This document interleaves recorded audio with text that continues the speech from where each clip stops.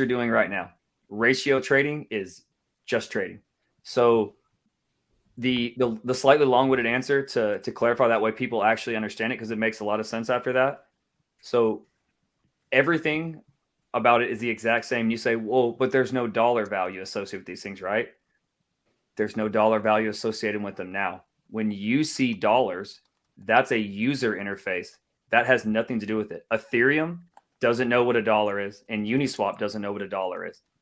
That's it. All they see is a ratio and a pool. There's a pile of apples and a pile of oranges. Whatever the ratio is the price to swap between them. That's it. It doesn't care what they are. It doesn't know if they're dollars.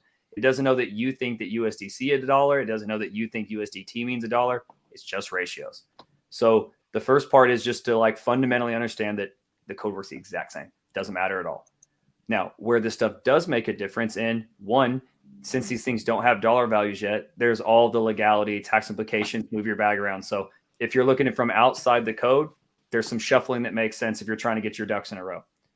The other is that, and this is the way I explain it, is you likely have possibly the lowest cost basis on things many people think will go up 1, 2, or 3 orders of magnitude.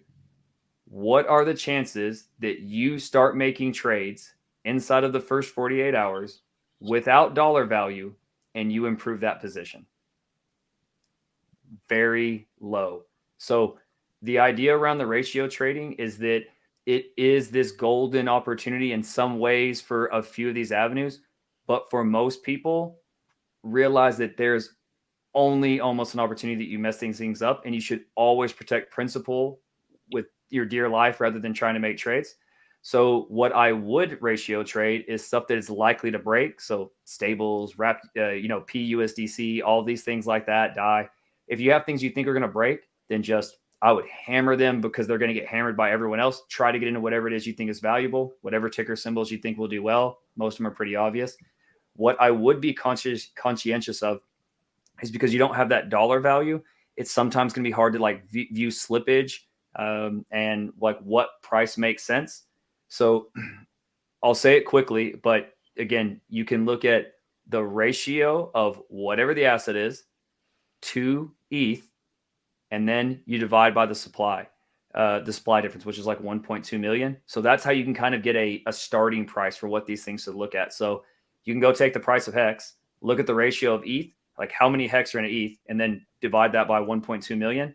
And usually when I've done this recently, obviously it just jumped up. So now it's probably like 30 or something. But before, it was working out to like 18 to 20 pulse per Hex was what that ratio looked like. Now that the price is up, I'm just speculating. It's probably like 30 or 40. So you can take that number and say like, okay, if the prices are here, that's what that ratio looks like. Now, where am I a buyer, right? So again, just putting out numbers. So let's say that the ratio when it comes over is 40 to 1, and that kind of reflects like a 5-cent price, right? If you're assuming that Pulse is the same price as Ethereum. Okay, well, I think it's going to go to $5. That means great. That means I'm a buyer all the way up. Or, hey, I think this thing's going to dip down to half a penny. It's like, okay, well, that's way down. So you can use that ratio as sort of a place to start to get some context and some guidelines. And then from there, what I tell people is, you don't trade when it's a good idea. You don't trade when it's a great idea. You trade when you feel like the deck is so loaded, you're so sure everything's pointing in the right direction that you feel like it's almost irresponsible to not make the move. And I say that because that should be the threshold for anyone to make a play. So, for example, if in my head, I think that PulseX is 1 to 3 with Pulse, I think that it takes 3 PulseX to me 1 Pulse, or they're inverse. Again, whatever everyone's numbers are don't matter to me. Whatever your number is, let's say it's 3 to 1.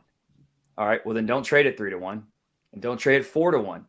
At 5 to 1, maybe you start paying attention and you start getting to 6 or 7 where you're double that initial ratio. Now maybe I'm a buyer. Like if it just gets to be lopsided where you think the market has really outpriced things and you're happy to have it, assuming that you're wrong in the short term, okay, maybe you make some plays. Maybe stuff gets weird. But those are the things I think people should pay attention to. One is the code works exactly the same way.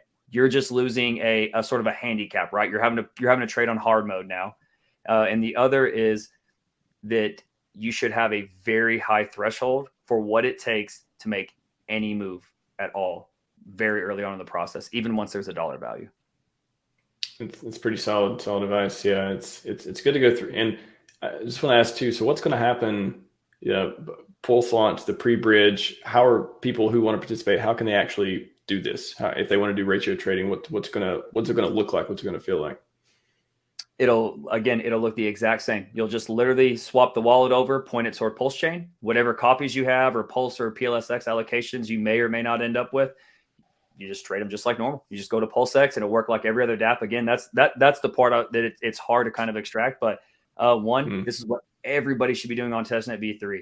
If any of the things we're talking about now are something you're even interested in doing, you have better be making rep after rep after rep on V3, because you need to have dry palms when you start playing with real money on these things and you haven't touched stuff. So if any of those things are questions, I did an old stream with cryptographics where we went really down the rabbit hole, and some of the numbers have moved, but the context is still very sound.